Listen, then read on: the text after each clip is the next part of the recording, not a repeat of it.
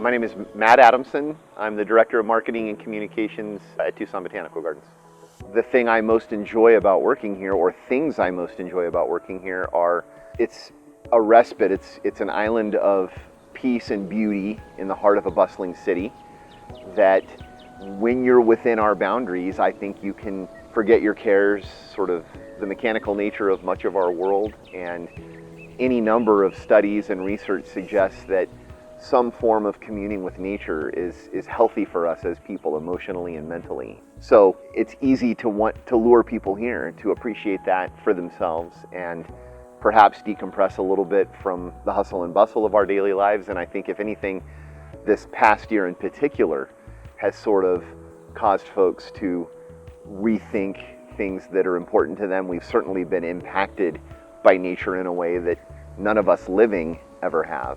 And I think this is a positive way to appreciate nature in a year when nature felt threatening.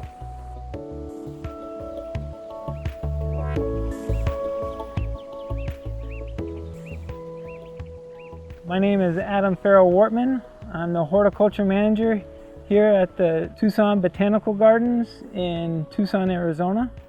The Tucson Botanical Gardens is a very unique botanic garden. I've had friends of mine refer to it as the biggest little garden you'll find. So we're not a large garden with big vistas like a lot of botanic gardens are. We are sitting on 5.5 acres, but we utilize the space really efficiently. We have about 18 what we call pocket gardens.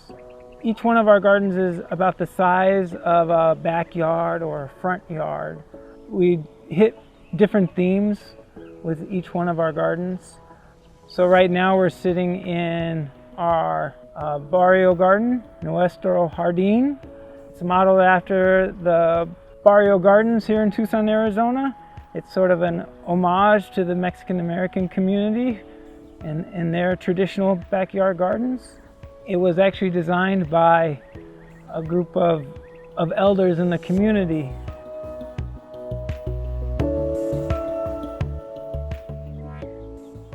In the early 1930s, a couple, Rutger and Bernice Porter, fell in love in Tucson, opened or started a business called the Desert Garden Nursery. That was a thriving plant-based business into the late 1950s. Being people who loved plants, Bernice in particular had a desire for their home and the grounds of their home to one day form the basis of a botanical garden that the whole community could enjoy.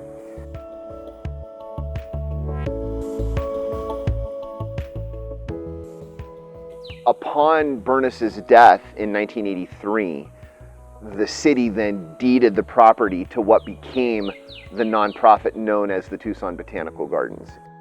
It really was born from a family who loved nature and gardening and plants and left a legacy for us, hopefully, to enjoy deep into perpetuity.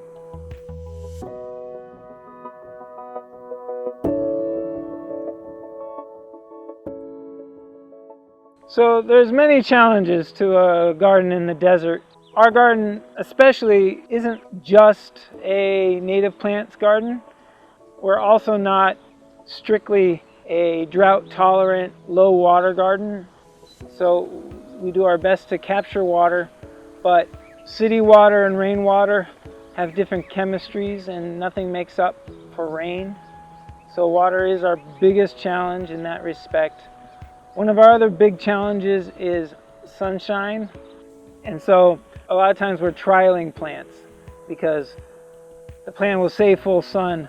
We don't know if it can actually take Tucson sun, which is just a different breed of sun entirely.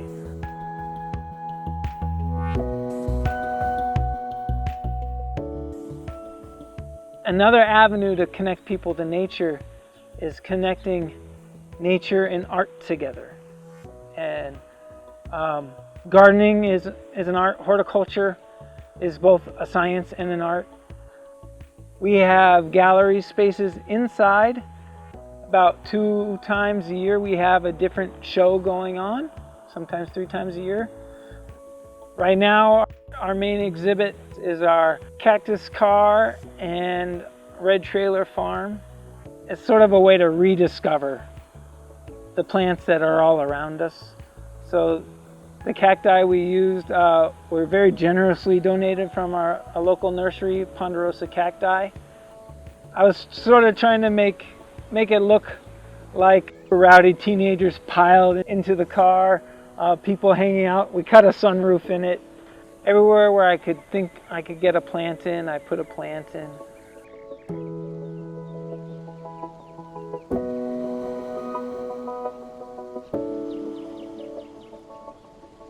The trailer is a similar idea that originated, and we wanted to have a food truck, but we wanted it to be a truck that grew food.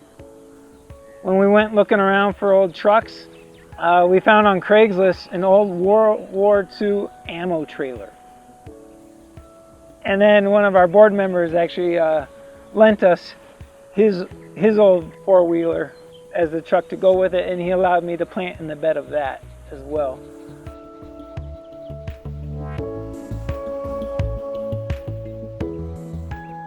I think when someone visits here, I hope among the things they contemplate on their way home or when they get back to their home community, initially just appreciation of nature, plant life in particular, the different forms that, whether it's the interesting geometrical shapes of desert plants versus the leafy nature of plants that aren't naturally occurring here. Within this sort of plant palette, I think most people go away with a feeling of calm, a feeling of rejuvenation, a feeling that there was less between them and nature or natural settings, and perhaps just a better sense of appreciation and wonderment for the diversity the world and the plant world in particular offers us.